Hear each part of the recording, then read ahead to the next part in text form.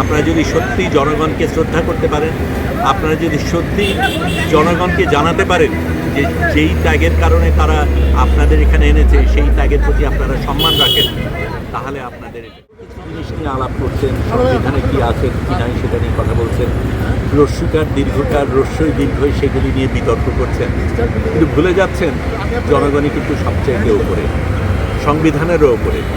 সেই জনগণ অনেক কিছু বলেছে, সংবিধানে অনেক কিছু আছে, অনেক কিছু নেই।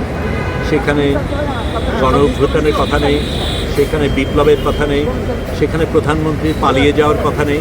তারপরেও তো সেই বাস্তবতা আমরা আলিঙ্গন করেছি, কারণ এই মানুষগুলি জনগণ রক্ত দিয়েছে, ত্যাগ করেছে এবং সে ত্যাগের মাধ্যমে আপনারা আজকে এখানে আসতে পেরেছেন।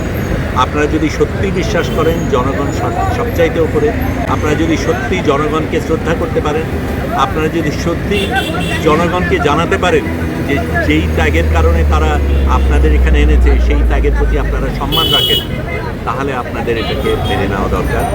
এতে আপনাদের দ্বিমত থাকতে পারে, আমাদেরও আছে, আরও অনেকেরই আছে।